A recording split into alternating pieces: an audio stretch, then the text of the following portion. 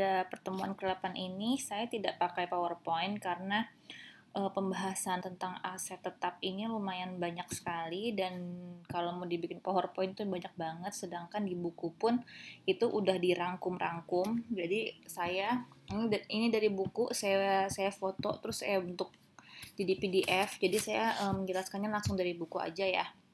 Oke, pada pertemuan ke-8 ini kita akan membahas mengenai aset tetap atau aktiva tetap ya.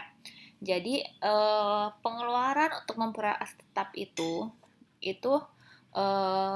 ada terbagi dua nih ya, pengeluaran modal dan pengeluaran pendapatan gitu. Nah, seperti ini sebenarnya nggak ada yang beda sama di akuntansi keuangan gitu.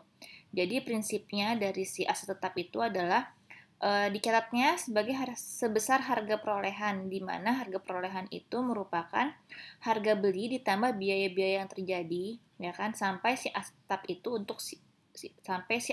itu siap untuk dipergunakan. Jadi biaya-biayanya itu kayak biaya pemasangan, biaya masuk, biaya pengangkutan, biaya balik nama, dan lain-lain gitu. Nah, untuk selanjutnya nanti kan untuk aset tetap tuh pasti akan ada depresiasi ya. Akan ada kalau misalnya ada biaya-biaya tambahan gimana, nanti akan kita bahas semua di sini, makanya di sini itu akan lumayan banyak pembahasannya gitu. Nah, intinya adalah sehubungan dengan pencatatan di atas, yaitu pencatatan mengenai aset tetap, maka pengeluaran untuk memperoleh atau penggunaan aset tetap dapat dikelompokkan menjadi dua macam pengeluaran, yaitu pengeluaran modal dan pengeluaran pendapatan. Ya kan? Jadi kalau pengeluaran modal itu adalah biaya untuk membeli aset tetapnya, karena pengeluaran untuk memperoleh manfaat yang akan dirasakan lebih dari satu periode akuntansi. Jadi biaya untuk memperoleh si harga perolehannya, memperoleh aset tetapnya. Sedangkan kalau untuk pengeluaran pendapatan, itu tuh pengeluaran dilakukan untuk memperoleh manfaat yang hanya bisa dirasakan dalam periode akuntansi yang bersangkutan. Jadi misalnya contohnya kayak biaya ganti olinya, bensinnya, reparasinya gitu. Jadi pengeluaran-pengeluaran yang dibebankannya itu di satu periode akuntansi gitu. Nah, untuk memperoleh aset tetap itu tuh macam-macam ya kan. Di sini ada sekitar 6 atau sampai 7, nanti akan kita bahas satu-satu. Untuk yang melalui pembelian ya. Jadi kita memperoleh aset tetapnya melalui pembelian, bisa secara kas, ya kan? Bisa secara kredit, ya kan? Untuk pembelian tunai nih. Untuk pembelian tunai misalnya seperti ini. Bank ABC membeli tanah seluas 300 meter. Per meternya harga 1 juta, ya kan? Terus ada biaya perataan tanah 5 juta, notaris 7,5 juta, perantara 15 juta, semuanya secara tunai. Ya udah, berarti jurnalnya gimana? Debitnya aset tetap, kreditnya adalah kas sebesar 327.500. Dapatnya dari mana nih? Dapatnya dari 1 juta dikali 300, ya kan? 300 juta ditambah 5 juta tambah 7,5 juta tambah 15 juta.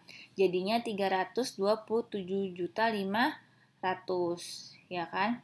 Nah, sekarang gimana? Biasanya kan kalau misalnya beli aset tetap itu kan di atasnya kan udah ada gedung ya, kecuali kalau cuma beli tanah doang gitu. Nah, kalau misalnya ada gedung yang di atasnya itu ada gedung gitu. Nah, dibeli tanah berikut gedung nih kasusnya. Di atasnya seharga 500 juta. Biaya notaris 12,5, biaya perantara 25 juta.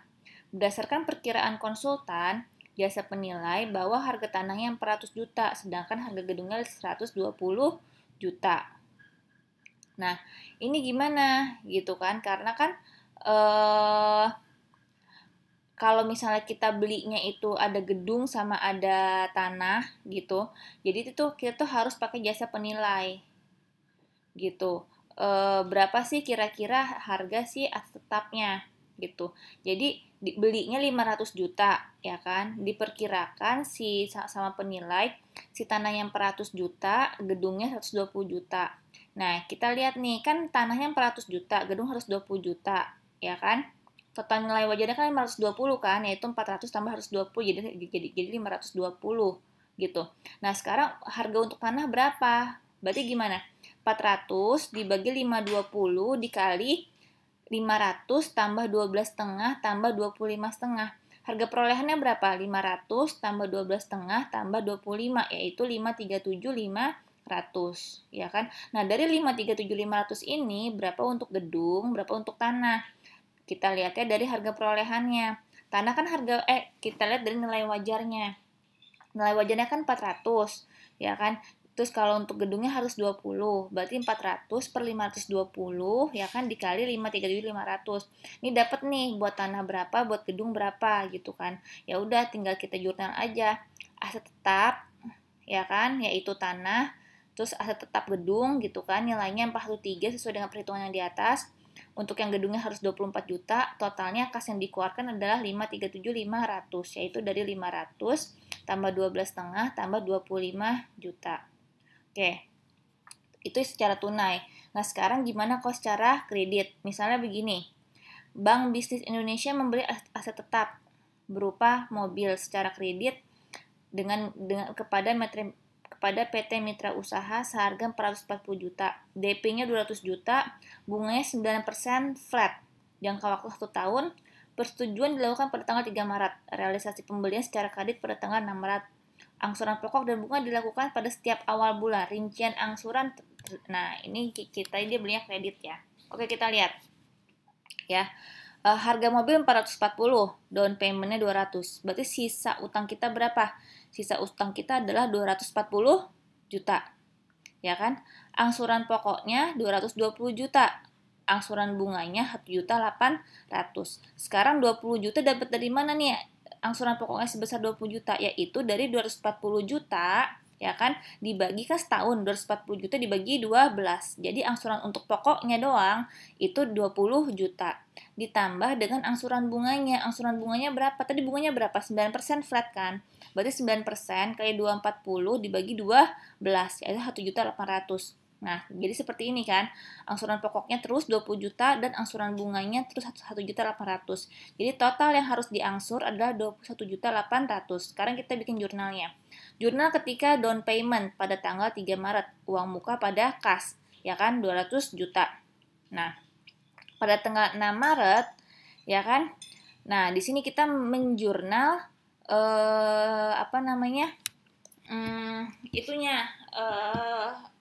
utangnya nih gitu. Nah, utang pembelian uang mukanya kan kita balik nih 200 juta. Jadi apa? Jadi si mobil, aset tetap si mobil 200 juta. Utang pembelian angsuran 21.800.000. Biaya bunganya 21.800.000 gitu. Nah, habis itu kita mau menjurnal waktu pas kita bayarnya gitu. Jadi kasnya jadinya kan yang keluar nih 21.800.000. Biaya bunga ditangguhkan 1.800.000, biaya bunganya 1.800.000, utang pembelian angsurannya jadi 21.800.000. Ya.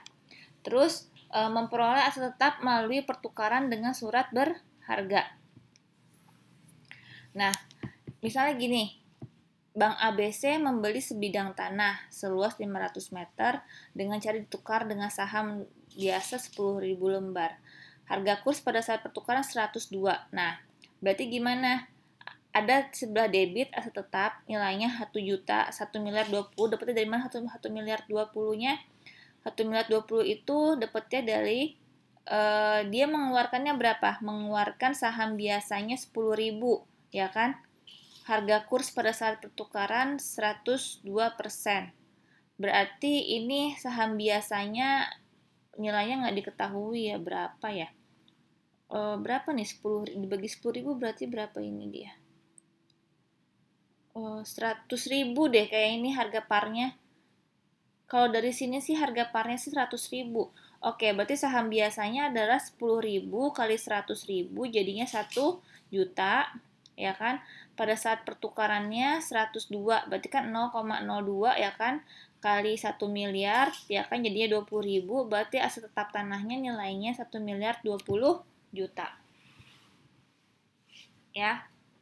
Terus yang ketiga adalah pertukaran. Oh, ini aset tetapnya itu diperolehnya dengan cara ditukar, tapi dengan aset tetap yang tidak sejenis. Jadi kalau misalnya aset tetap yang tidak sejenis itu kita boleh mengakui laba dan rugi dari hasil pertukaran tersebut. Jadi misalnya gini, Bank ABC membuka kantor cabang. Untuk itu Bank ABC membeli tanah seluas 300 meter dengan harga 1 juta per meter, berarti 300 juta ya. Perolehan tanah tersebut dengan cara ditukar dengan mobil. Oh, jadi dia beli tanah ditukar sama dia beli tanah dengan cara menukar dengan mobil yang telah disusutkan 60 juta. Di samping menyerahkan mobil, Bank ABC juga membayar uang tunai. Oke. Kan harga tanahnya nih ya, harga tanah yang kita peroleh kan 300 juta, dapatnya dari 1 juta kali 300. Terus ada duit yang kita kasih, ya kan 40 juta. Nah, harga buku mobilnya berapa? 300 juta dikurangi 60 juta. Jadi nilai bukunya adalah 240 juta, ya kan? Jadi total dari aset yang udah kita serahkan ke dia berapa? 280 juta. Berarti kita dapat tanah harganya 300 juta. Berarti kita ada untung 20 juta. Nah, jurnalnya gimana, ya kan? Yang pasti kan ada yang masuk dong, ya kan? Tanah nih 300 juta. Terus mobilnya keluar dong sebelah kredit, ya kan? 300 juta. Karena mobil keluar, maka akumulasi dari mobil itu juga keluar. Akumulasi itu saldo normalnya sebelah kredit. Jadi kalau keluar pasti sebelah debit, ya kan nih akumulasinya. Terus kita bayar uang 40 juta, berarti ada kas keluar 40 juta, ya kan? Terus ada laba pertukaran sebelah kredit yaitu 20 juta. Nah, sekarang gimana kalau misalnya uang yang diserahkan jadi 100 juta nih? Ya kan? Tadinya kan cuma 40 juta yang diserahin, sekarang 100 juta. Berarti kan aset yang kita keluarin berapa? 320 juta kan? Sedangkan tanah yang kita terima cuma 300 juta. Maka kita ada rugi 20 juta. Ya kan, jurnalnya sama, tanah kita pasti keluar 300 juta, mobil kita pasti keluar 300 tanah kita dapat tanah 300 juta, kita dapat tanah 300 juta harganya, mobil kita keluar 300 juta, ya kan. Kalau mobil 300 juta keluar, akumulasi juga keluar sebesar 80 juta, terus kita ada kas yang keluar sebesar 100 juta, ya kan. Nah, berarti ada rugi sebesar 20 juta. Ya. Terus, nah untuk pertukaran aset tetap yang sejenis, kalau laba itu akan mengurangi aset tetap yang masuk. Sedangkan kalau rugi itu harus kita akui gitu.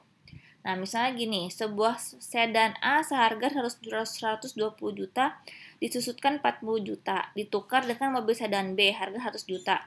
Berarti kita dapat mobil sedan B 100 juta. Kita keluarin sedan A 120 juta, disusutinnya 40 juta. Maka laba pertukaran diperhitungkan dari harga mobil A dikurangin dengan harga buku mobil B. 100 juta. Oh iya ya, gini. Kan kita kan dapat, sekarang kita cari dulu nilai bukunya ya. Nilai bukunya berapa?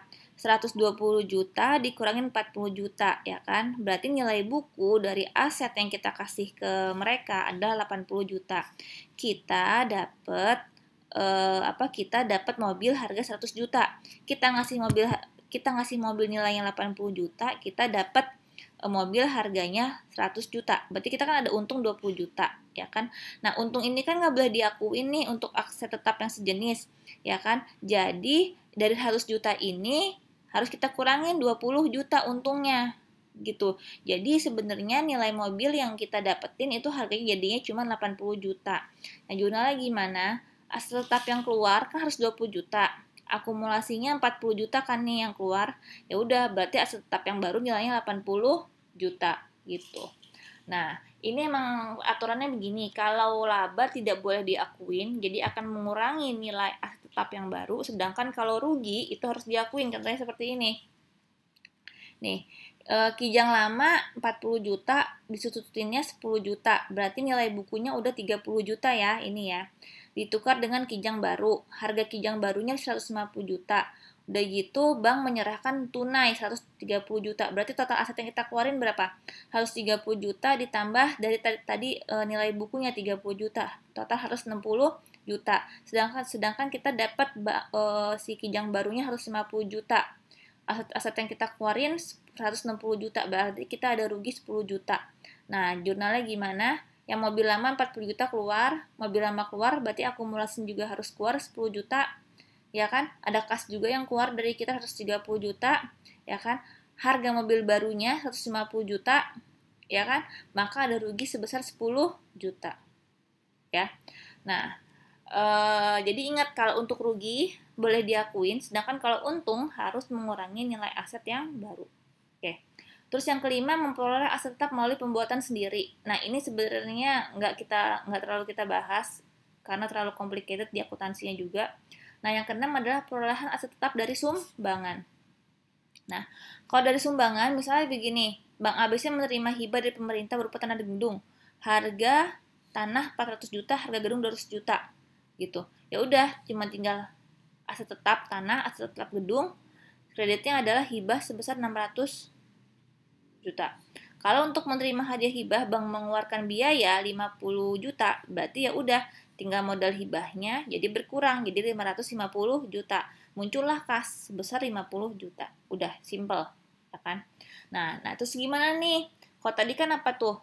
Tadi kan perolehan udah ya. Sekarang pencatatan biaya untuk menggunakan aset tetap gitu. Nah, sekarang biaya-biaya yang dikeluarkan untuk merawat, memelihara aset tetap itu, apabila kalau di akuntansi sih ada 3 persyaratan ya, yaitu bisa menambah umur manfaat, bisa menambah kualitas dari barang yang dihasilkan.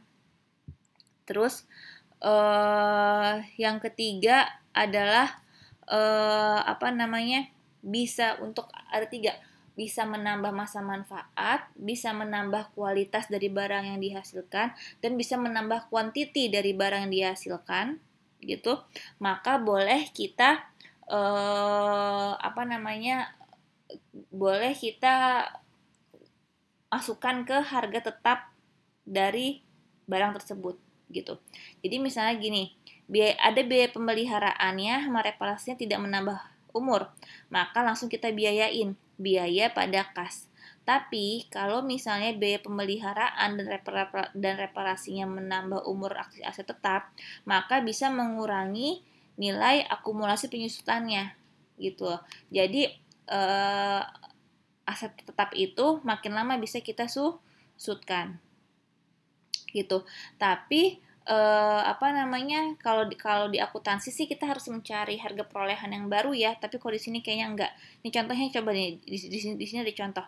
Bank telah melakukan penggantian salah satu bagian mobil yang telah disusutkan 80%. Sebuah suku cadang sekitar 10% diganti dengan harga 50 juta secara tunai. Sementara harga mobil waktu pembelian adalah 400 juta. Oke. Terus harga perolehan suku cadang yang diganti 10% kali 400 juta, 40 juta. Akumulasi penyusutannya 80%. 80% kali 40 juta. Dari si siapa? Dari si suku cadang yang diganti itu ya, 30 juta. Jadi ada rugi penggantian sebesar 8 juta.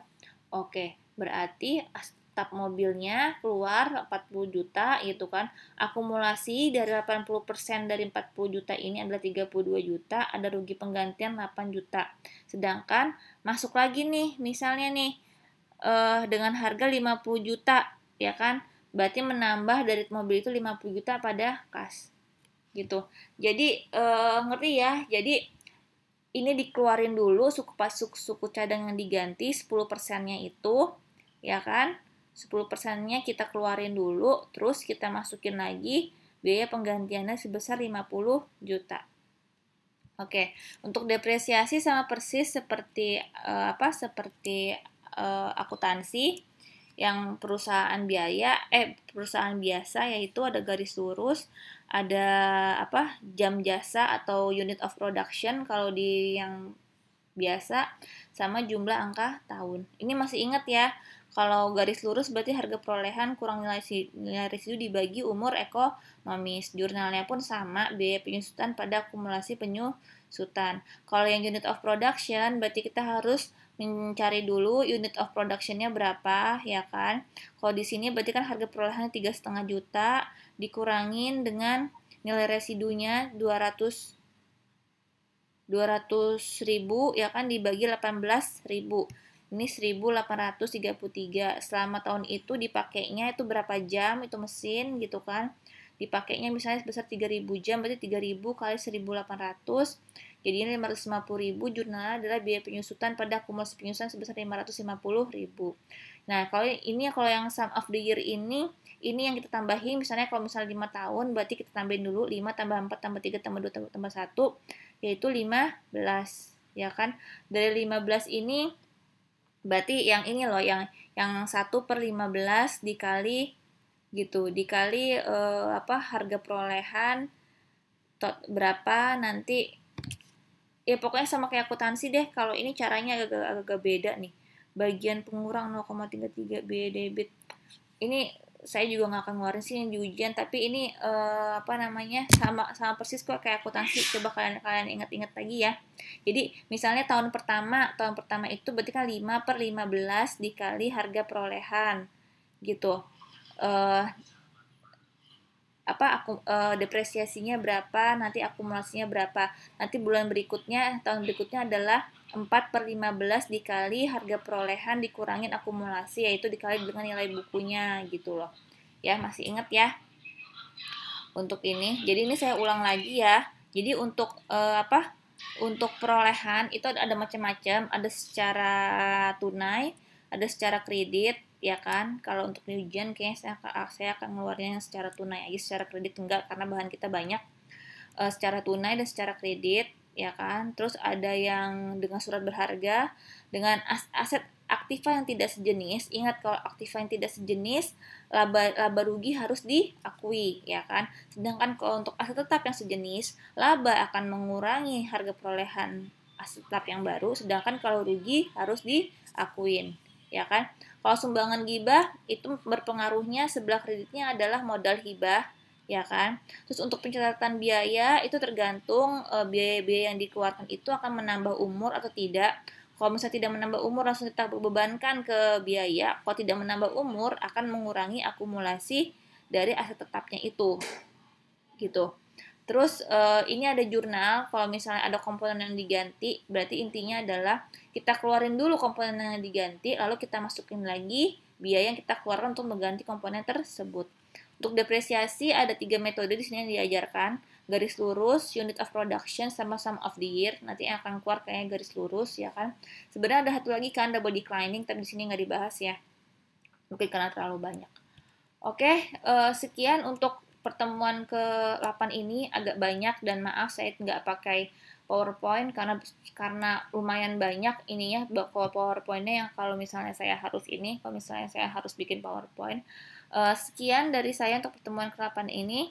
Assalamualaikum warahmatullahi wabarakatuh.